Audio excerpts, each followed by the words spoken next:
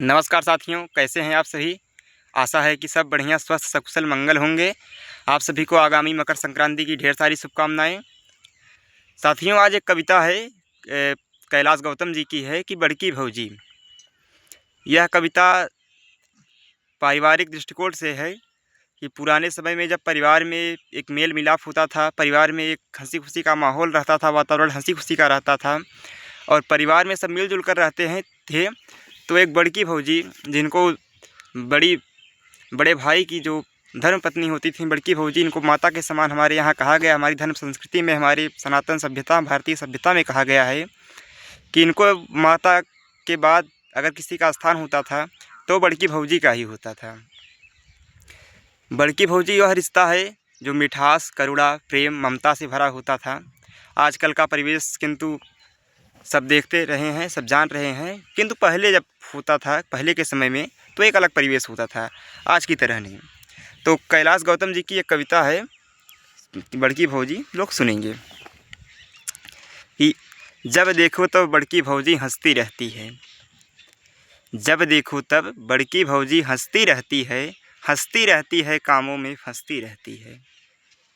झरझर झरझर हंसी ओठ पर झरती रहती है, घर का खाली कोना भौजी भरती रहती है। डोरा देह कटोरा आँखें जिधर निकलती हैं, कि डोरा देह कटोरा आँखें जिधर निकलती है, बड़की भौजी की ही घंटों चर्चा चलती है। खुद से बड़ी उम्र के आगे झुककर चलती है, आधी रात गए तक भौजी घर में खटती है। कभी न करती नखरा तिल्ला सादा रहती है, जैसे बहती नाव नदी में वैसे बहती है। सबका मन रखती है, घर में सबको जीती है, गम खाती है बड़की भौजी गुस्सा पीती है। चौका चूल्हा खेत की यारी सानी पानी में, चौका चूल्हा खेत की यारी सानी पानी में, आगे आगे रहती है कल की अगवानी में। और पीढ़ा देती, पानी देती, थाली देती है, निकल गई आगे से बिल्ली गाली देती है। भौजी दोनों हाथ दौड़कर काम पकड़ती है, दूध पकड़ती, दवा पकड़ती, दाम पकड़ती है, इधर भागती उधर भागती नाचा करती है, बड़की भौजी सबका चेहरा बाँचा करती है। फुर्सत में जब रहती है खुलकर बतियाती है, कि फुर्सत में जब रहती है खुलकर बतियाती है, अदरक वाली चाय पिलाती, पान खिलाती है। भैया बदल गए पर भौजी बदली नहीं कभी, सास के आगे उल्टे पल्ला निकली नहीं कभी। हारी नहीं कभी मौसम से सटकर चलने में, कि हारी नहीं कभी मौसम से सटकर चलने में, गीत बदलने में है राग बदलने में, मुंह पर छींटा मार मार कर ननद जगाती है, कौआ को नंदोई कहती हंसी उड़ाती है। बुद्धू को बेमसरफ कहती भौजी फागुन में, कि बुद्धू को बेमसरफ कहती भौजी फागुन में,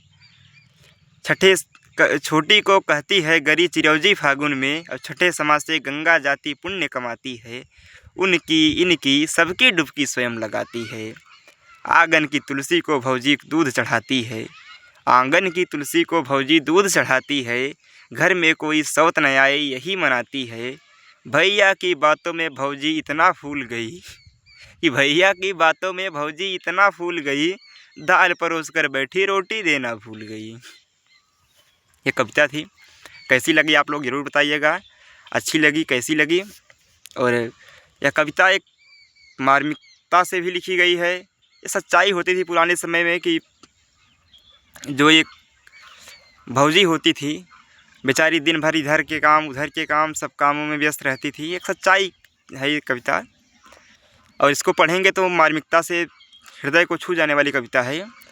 आप सभी लोग, जितने लोग भी इस कविता से अपने आप को कुछ अपना संबंध समझ पा रहे हैं, जो गांव के लोग हैं, कृपया ज़रूर कमेंट में बताइएगा कविता कैसी लगी आपको बताइएगा। और आपको अच्छी लगी तो लाइक, सब्सक्राइब, शेयर ज़रूर करें। धन्यवाद। आप सभी स्वस्थ रहें, सकुशल रहें, मस्त रहें। ऐसे ही श्री राधा रानी कृपा करे रहें। राधे राधे।